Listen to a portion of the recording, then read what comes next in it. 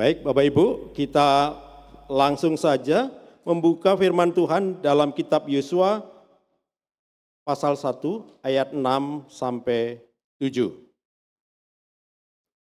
Yosua pasal 1 ayat 6 sampai 7. Saya bacakan.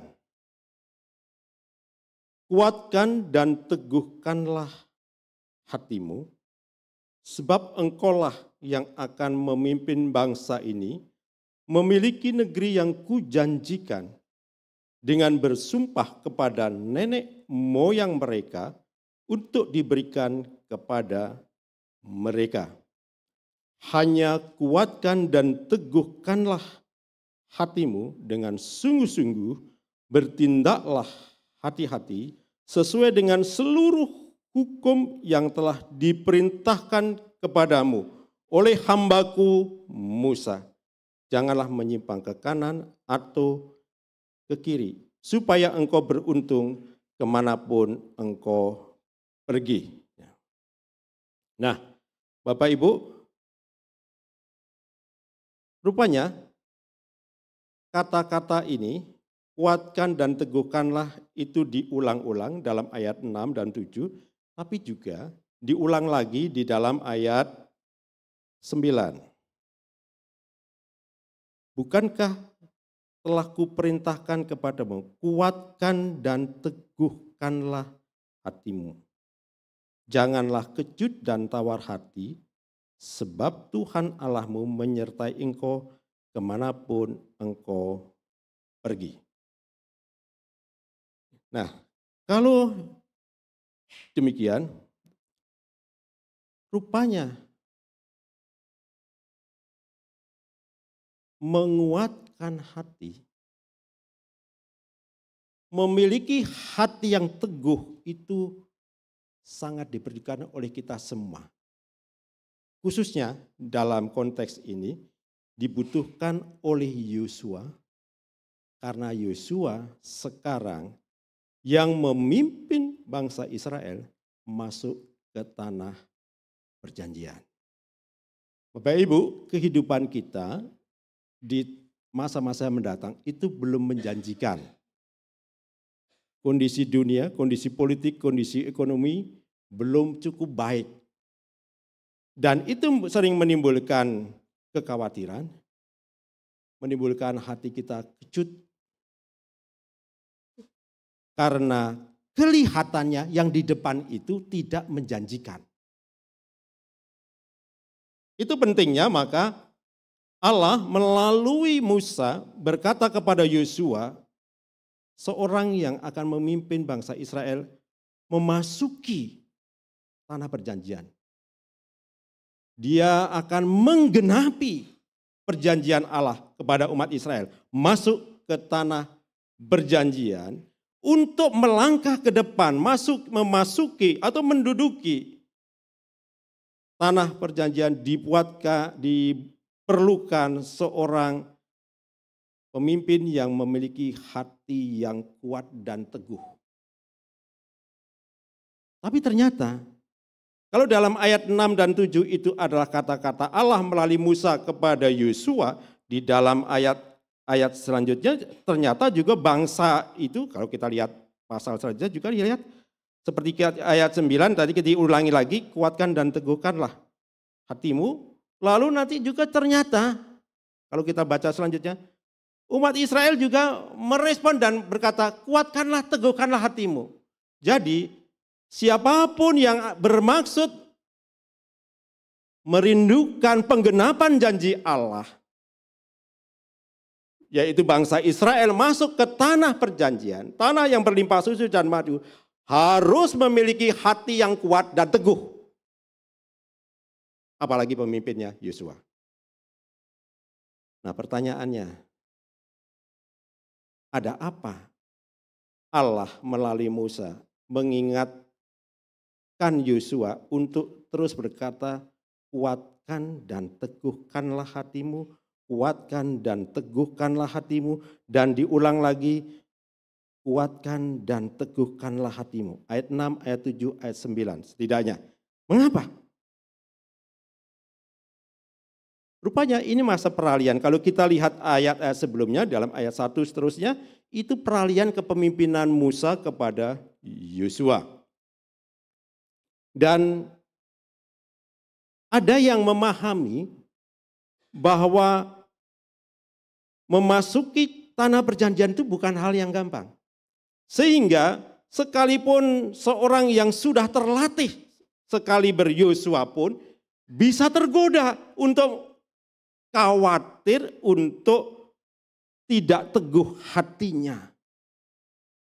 Nah, sekiranya benar pemahaman ini bahwa Yosua memiliki kekhawatiran atau memiliki keraguan atau bisa dikatakan memiliki ketakutan untuk melangkah ke depan, untuk meraih janji Tuhan. Pertanyaannya, ada apa? Ragu-ragu. Saya memahami hal ini sekiranya itu hal yang memang benar, ada setidaknya beberapa hal. Tapi saya ingin menyampaikan dua hal saja. Yang pertama, itu bersifat intern. Tantangan dari dalam. Tantangan dari dalam itu adalah umat Israel itu keras kepala. Suka memberontak. Dan Yosua tahu betul kekerasan hati bangsa Israel itu. Umat ini begitu mudah beralih kepada penyembahan yang lain. Bahkan Harun abangnya sendiri itu juga yang menyebabkan Israel menyembah pada patung lembu emas. Dan Israel kalau menghadapi masalah-masalah gampang uring-uringan, gampang marah, dan sasaran marah adalah Musa. Ketika mereka menghadapi satu kenyataan bahwa orang-orang Kanaan itu orang-orang yang raksasa, mereka juga memberontak, berniat membunuh Musa, bahkan berniat juga membunuh Yosua dan Kaleb. Tapi Yosua dan Kaleb tetap menyatakan pendapatnya dan singkatnya mereka selamat. Sekarang Yosua yang memimpin. Jadi fakta-fakta, pengalaman-pengalaman hidup itu sering membentuk tanpa sadar dalam diri kita, pengalaman-pengalaman yang tidak enak, pengalaman-pengalaman yang sering begitu keras membentur diri kita, itu sering tanpa kita sadari membuat kita menjadi ragu untuk melangkah. Karena itu Bapak Ibu, berhati-hatilah dengan pengalaman-pengalaman hidup yang keras, yang membuat kita rasanya kadang-kadang sampai mau marah. Yosua juga marah, kesel sama pemberontak, keras kepala, mudah uring-uringan. Nah, itu singkatnya. Kedua, tantangan eksternal, kalau internal, eksternal. Eksternal itu Yosua tidak begitu mudah masuk ke tanah perjanjian. Kenapa? Karena yang bangsa yang akan diduduki atau tanah yang akan diduduki ini telah diduduki bangsa-bangsa yang sudah siap berperang dengan Israel. Siap melakukan perlawanan. Tidak mudah. Walaupun mereka ya sebetulnya bisa dikalahkan. Bangsa-bangsa yang sudah ada di Kanaan ini, yang sekian tahun menduduki tanah Kanaan, adalah bangsa-bangsa yang siap, memiliki kesiapan dengan baik, khususnya kesiapan untuk berperang. Mereka memiliki pasukan, mereka memiliki tentara-tentara dan persenjataan yang cukup untuk melawan Israel. Sedangkan mereka ini sebetulnya kan bangsa budak, sedang diproses menjadi tentara-tentara Allah. Mereka punya pengalaman juga memang mengalahkan beberapa bangsa yang lain. Tapi tetap saja tantangan itu terasa besar. Kalau dua hal ini terus berbicara kepada hati kita, maka ada hal yang perlu diwaspadai oleh kita bersama, yaitu bahwa di dalam melangkah ke depan kita digodai dengan keraguan. Keraguan. Nah, bicara soal keraguan, saya ini mengutip seorang filsuf namanya Aristoteles. Hidup sekian ratus tahun sebelum Yesus Kristus, dia berkata demikian. Keraguan akan membunuh lebih banyak mimpi. Keraguan akan membunuh lebih banyak mimpi. Bukankah Tuhan berkata, masukilah tanah perjanjian. Mereka, bangsa Israel mempunyai mimpi apa? Memiliki atau menduduki tanah yang berlimpah susu dan madu. Itulah mimpi Israel. Tetapi kalau di dalam diri Yosua sendiri, kalau ada keraguan, maka perlu mengingat hal ini. Dan ini mengingatkan betapa kita perlu berwaspada terhadap keraguan, karena keraguan itu untuk melangkah ke depan membunuh lebih banyak mimpi. Artinya orang yang selalu dikuasai oleh keraguan tidak bisa mewujudkan mimpi-mimpinya. Itu terjemahan bebasnya, pengertiannya. Gak mungkin. Kenapa? Orang yang ragu tidak akan melangkah. Orang yang tidak melangkah tidak akan pernah mewujudkan mimpi atau harapannya. Dan hal itu pengalaman yang keras di masa lalu patut kita sikapi dengan waspada, apalagi kalau menggoda kita untuk ragu-ragu melangkah ke depan. Nah, kalau demikian, bagaimanakah kita sekarang melangkah supaya tidak ragu? Melangkah supaya kita tidak takut. Melangkah supaya kita tidak pusing, tidak khawatir. Nah, Yosua sebagai pemimpin harus mengatur hatinya sendiri, membenahi dirinya sendiri. Baru dia bisa mengatur pasukan. Melalui penegasan bahwa kuatkanlah dan teguhkan hatimu, kuatkanlah dan teguhkanlah hatimu. Dan itu diulang-ulang supaya apa? Karena memang pengajaran firman Tuhan itu berulang-ulang, Bapak Ibu. Di dalam Ulangan 6 ayat 6 dan 7 itu diminta supaya orang tua mengajarkan Taurat kepada anak-anak itu berulang-ulang ketika engkau ada di rumah, ketika engkau bangun tidur, ketika engkau keluar rumah, ketika engkau apapun juga situasinya, ingatkanlah, ajarkanlah supaya anak-anakmu mengasihi Tuhan Allahmu. Jadi pengajaran yang dilaksanakan oleh tradisi Yahudi ada pengajaran berulang-ulang. Dan kali ini juga Yosua menerima satu perintah diulang-ulang supaya Yosua fokus kepada apa yang Allah katakan. Tidak fokus kepada kondisi internal, tidak fokus kepada kondisi eksternal. Kalau fokusnya kepada kondisi internal maupun kondisi eksternal, maka tidak akan pernah melangkah maju. Suatu saat di Cirebon kedatangan seorang pebisnis nasional yang sangat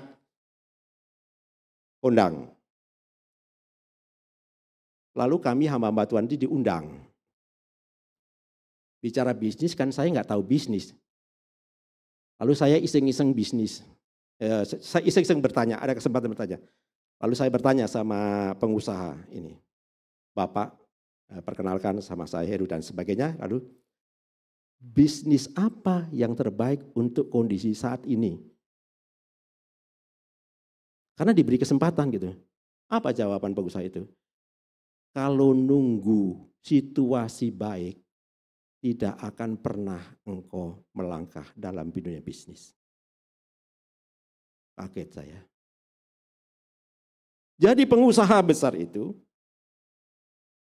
mengajarkan pada kita, kapan, lalu dia bahkan begini, kapan Indonesia itu dalam situasi yang baik-baik amat, sampai kita benar-benar bisa melangkah dengan kepastian. Gak ada seorang pun yang bisa menjawab. Apalagi saya yang tidak tahu bisnis, saya cuma bertanya. Nah, Itu mengajarkan pada saya. Dalam situasi kritis itu tetap harus mengambil keputusan. Jangan ragu. Kita tidak boleh berlama-lama dalam keraguan. Nah, Bapak Ibu, saya ingin bacakan satu lagi. Ya, semoga ini menolong. Kalau itu berkaitan dengan keraguan, saya masih. Seorang yang bernama Richard Feynman. Ya, Richard Feynman atau Feynman begitu ya. Jangan gunakan energi Anda untuk khawatir. Nah, kalau saudara-saudara, ini orang-orang luar, saya tidak tahu persis juga orang ini orang beriman atau tidak, tapi ini seorang yang tokoh terkenal, pernyataannya diperhatikan oleh banyak orang. Ya, sekali lagi, jangan gunakan energi Anda untuk khawatir, gunakan energi Anda untuk percaya, menciptakan, belajar, berpikir, dan bertumbuh. Kalau orang ini, Richard Feynman, bisa di Google, dia katakanlah orang yang tidak beriman. Dia bisa membuat pernyataan itu dan pernyataannya ini dicatat oleh banyak tokoh, banyak orang dan diikuti pernyataannya. Ini berarti menguatkan, meneguhkan pernyataan firman Tuhan. Jangan gunakan energi Anda untuk khawatir. Jangan boroskan energi kita hanya untuk ragu-ragu, untuk khawatir. Gunakan energi Anda untuk percaya. Untuk menciptakan, untuk belajar, untuk berpikir, dan untuk bertumbuh. Berarti kesempatan di dalam berarti keraguan, kekhawatiran, ketakutan itu sebetulnya satu kesempatan kita untuk melangkah maju ke depan. Untuk belajar, untuk bertumbuh. Untuk hidup dalam kebenaran firman Tuhan. Itu sebabnya maka Yosua berkata, Allah melalui Musa kepada Yosua berkata, kuatkan dan teguhkanlah hatimu. Orang yang ragu-ragu tidak akan pernah mengambil keputusan. Orang yang khawatir terus dikuasai oleh kekhawatiran, dikuasai oleh ketakutan, dia akan menghabiskan energinya dengan ketakutan, dengan kekhawatiran, dengan lama-lama tidak melakukan apapun juga. Waktu terus berlalu dan dia belum melakukan apa-apa. Itu sebabnya setelah Yosua menerima peneguhan dari Tuhan, kuatkan dan teguhkanlah hatimu berulang-ulang, maka inilah yang dilakukan oleh Yosua.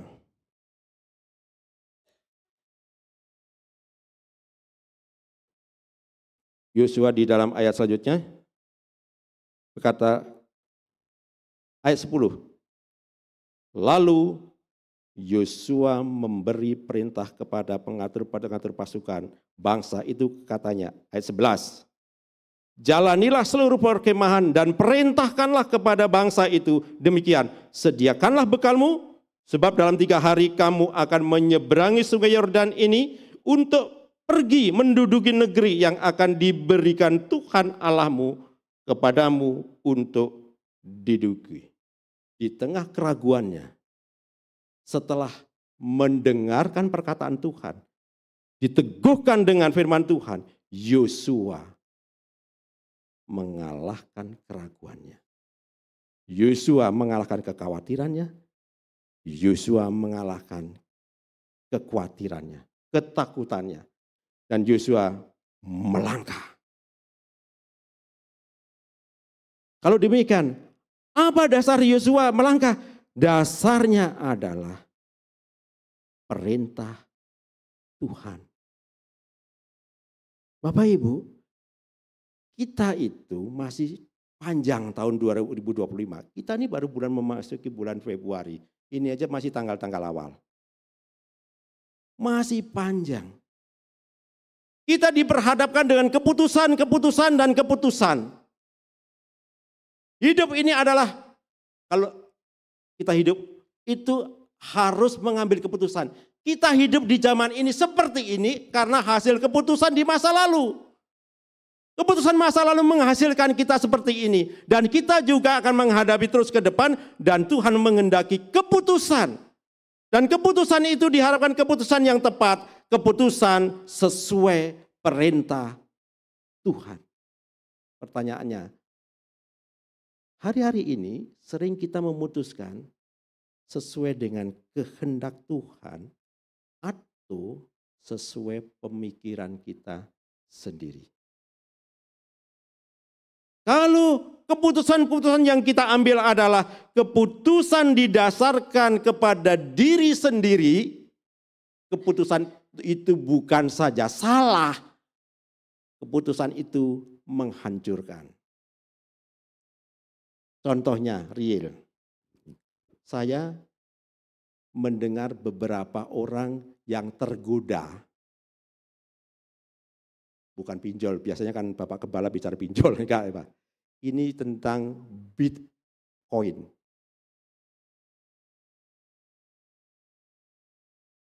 Beberapa teman yang saya tahu itu ternyata awalnya mendapatkan keuntungan, belakangan ruginya besar.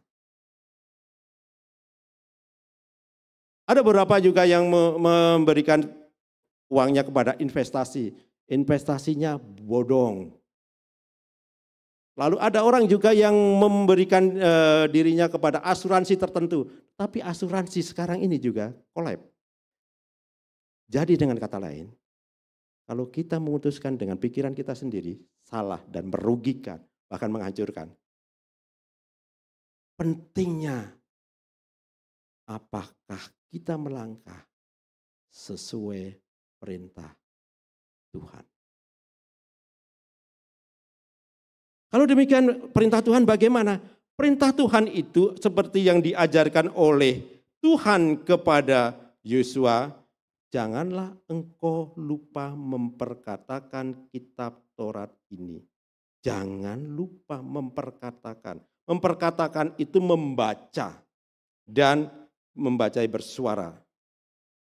Lalu renungkanlah itu siang dan malam supaya engkau bertindak hati-hati sesuai dengan segala yang tertulis di dalamnya, sebab dengan demikian perjalananmu akan berhasil dan engkau akan beruntung. Itu artinya keberhasilan seseorang melangkah ke depan ditentukan seberapa besar, seberapa niatnya, seberapa maunya seseorang sungguh-sungguh meletakkan hidupnya di dalam kebenaran firman Tuhan.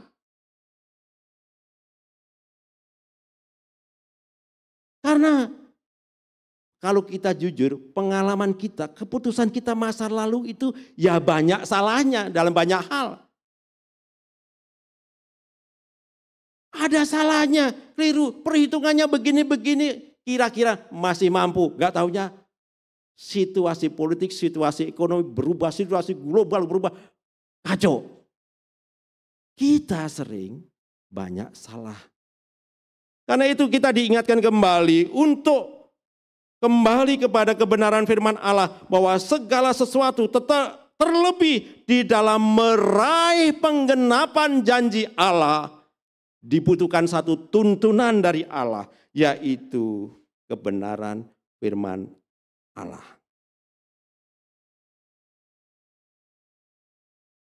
Bukankah adanya? Tidak untuk selamanya orang benar itu goyah. Tapi Tuhan akan menolongnya. Kan begitu? Apakah kita badai? Jelas dong kita mengalami badai. Masa cuma orang lain saja, kita mengalami badai. Tetapi dalam mengalami badai ini tentu ada kekuatan yang kita rasakan dari Allah. Sebab apa? Sebab Allah memberikan kuasa kepada kita. Kita tuh lemah, karena itu kita sering berbuat salah. Kita itu tidak tahu-tahu amat tentang masa depan. Makanya keputusan-keputusan kita sering keliru. Dan itu dibutuhkan bimbingan firman Tuhan. Sejauh mana kita mau mendedikasikan hidup kita untuk benar-benar hidup dalam kebenaran firman Tuhan. Itu pentingnya membaca. Dan ada baiknya suatu saat, sekali-kali atau beberapa kali, membaca firman Tuhan itu benar-benar diucapkan supaya didengar oleh telinga kita. Ada kalanya kita kan membaca firman Tuhan dalam batin. Tapi ada baiknya sesekali atau beberapa kali di masa-masa kita mengalami kekhawatiran, khususnya kegentingan, ketakutan, ketidakmampuan, ada baiknya kita membaca firman Tuhan itu diucapkan. Diucapkan supaya terdengar oleh telinga kita dan itu benar-benar berbicara kepada kita. Dan kita mendapatkan penguatan dari firman Tuhan. Kita teguh, Bapak Ibu, tidak ada orang yang tidak punya masalah, siapapun. Tapi orang yang Kristen seharusnya justru menyatakan kemuliaan Allah. Hari-hari ini ada kesempatan untuk menyaksikan kemurahan Tuhan. Bukan mau pamer, tapi harus digunakan kesempatan itu untuk menyaksikan kebenaran firman Tuhan. Kenapa? Kalau kita ketemu kemana saja, dengan siapa saja, cenderungnya hidup ini susah. Dan itu kesempatan buat kita untuk menyatakan, betapapun kita menghadapi pergumulan yang berat, sebetulnya ada kekuatan dari Allah. Kekuatan itu dari mana? Inilah kuasa yang Allah berikan kepada Yosua. Seorang pun tidak akan dapat bertahan menghadapi engkau seumur hidupmu.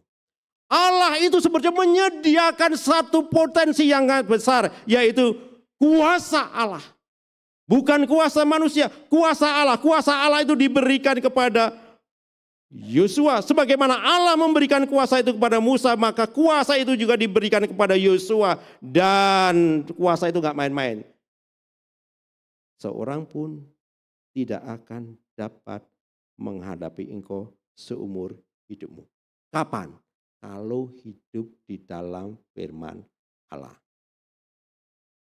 Di Cirebon ini saya tuh sering kan bergaul juga dengan orang luar. Kadang-kadang kalau salaman itu ada dua yang dilakukan. Yang pertama, salaman awal bertemu salaman, tiba-tiba orang itu narik. Narik mungkin tidak suka juga bisa, gak senang salaman, tapi ternyata tidak. Karena kalau dia tidak mau suka, ya dari awal dia nggak mau menyambut salaman. Dan itu beberapa kali. Dan saya pikir-pikir kenapa ya? Ternyata setelah saya tanya beberapa kali, ketika kita salaman, di tangan kita itu ada kuasa. Orang yang salaman dan gitu nggak tahan, mungkin rasa panas atau rasa apa nggak tahu, tapi rasa nggak tahan sehingga tangannya dia itu langsung dilepas, ditarik. Itu yang pertama. Yang kedua, ketika ketemu sama tokoh-tokoh tertentu, khususnya di keraton-keraton, salaman. Salaman itu nggak dilepas-lepas tangannya. Ditarik itu nggak dilepas. Nah saya kan nggak tahu. Ternyata Bapak Ibu, pentingnya kita memiliki kuasa. Kita ini ternyata buat beberapa orang yang memiliki kesaktian, itu sedang menguji kesaktian kita. Makanya tangan ini nggak dilepas. Lama-lama apa? Lepas, nggak tahan juga. Jadi betapa pentingnya kita hidup memiliki kuasa. Karena kuasa itu kadang-kadang digunakan nggak disangka-sangka. Ada yang begitu tarik gitu, kayak kepanasan gitu. Kenapa? Kalau dia nggak mau kan nggak usah salaman, nolak saja. Tapi dia mau. Nah, kuasa itu adalah kuasa yang dihasilkan karena firman Tuhan, bukan datang dari kita sendiri. Itu pentingnya kita menghidupi kebenaran firman Tuhan. Supaya apa? Seorang pun tidak tahan menghadapi engkau. Jadi kuasa ini gak main-main. Kuasa ini kuasa yang sangat besar. Kuasa ini kuasa yang maksimal. Supaya Yosua sanggup membawa Israel maju ke tanah Kanaan. Menduduki tanah Kanaan. Lalu apa? Dikatakan penegasan kembali. Seperti aku menyertai Musa, demikianlah aku menyertai engkau. Aku tidak akan membiarkan engkau dan tidak akan meninggalkan engkau. Janji Allah. Kemenangan menghadapi siapapun juga. Dan Allah tidak akan meninggalkan engkau. Itu artinya Allah selalu beserta dengan Yosua. Selama Yosua dan Israel hidup di dalam kebenaran firman Tuhan. Jadi Bapak Ibu, kalau kita merenungkan firman Tuhan, hidup itu simple. Simple, sederhana sekali. Hidup adalah menghidupi kebenaran firman Allah. Jalan ke depan. Itu saja. Tuhan yang memberikan kekuatan, kemampuan, dan kemenangan. Sederhana saja, nggak susah.